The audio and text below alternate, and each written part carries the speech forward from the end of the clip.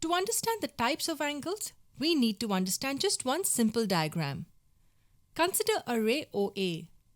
We know that if this ray is rotated completely once, it covers 360 degrees. All the different angles which lie in between 0 and 360 degrees are classified into types. There are two kinds of important angles we come across very often in mathematics. The first kind is an angle like this, and it covers 1/4 of the 360 degrees rotation. Let's call this ray OC. This angle formed here is called a right angle, and since it covers 1/4 of the 360 degrees, it measures 90 degrees. This angle is special in many ways.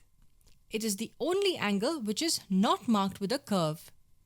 Normally, angles are marked like this with a curve between its two arms, but a right angle is marked like this. With this mark, we don't even need to write the measure next to it, since these two lines are enough to tell you that it's a right angle. And when the angle between two rays or lines is 90 degrees, we say they are perpendicular to each other. The next important kind of angle you will see often is called the straight angle. The name says it all. The arm is rotated in such a way that a straight line is formed like this. Let this arm be called OE. This angle formed here between OA and OE will equal 180 degrees. It is called a straight angle. And this straight angle covers half the complete rotation, which is 180 degrees. So remember, 1/4 of a complete rotation is a right angle, and half a complete rotation is called a straight angle, which is actually a straight line. These two were the special angles, and if you look at the figure closely, these two angles divide the plane into three regions. Let me color them for you. This blue region, which is between 0 and 90 degrees. This yellow region, which is between 90 degrees and 180 degrees.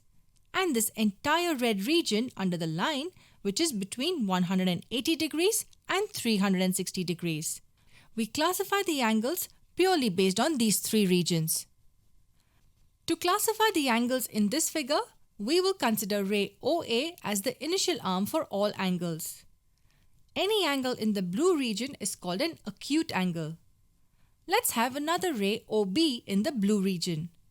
This angle formed here will be an acute angle. Any angle with its terminal arm between 0 and 90 degrees can be called acute. Any angle formed with its terminal arm in the yellow region will be an obtuse angle. Let this be another ray OD in the yellow region.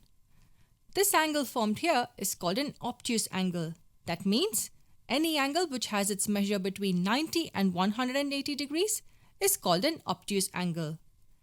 And any angle with its terminal arm in this red region is called a reflex angle. So if you have ray OF like this, then this entire angle starting from ray OA will be a reflex angle. So a reflex angle will always be greater than 180 degrees but less than 360 degrees. And if we have ray OG like this, then this big angle too would be a reflex angle. It's very simple. Any angle between 0 and 90 degrees will be acute. If it's between 90 and 180 degrees, it will be obtuse. And if it's between 180 degrees and 360 degrees, it will be reflex. One way in which you can remember this is by knowing that the letters A, O, and R are in alphabetical order. This recording from mathopenreference.com will help us understand better. If the terminal arm lies anywhere between 0 and 90 degrees, it will be an acute angle. You can move the terminal arm anywhere in between 0 and 90, the angle will still be acute. At 90 degrees, it becomes a right angle. These two rays are said to be perpendicular to each other. Anywhere between 90 and 180 degrees, it will be called an obtuse angle.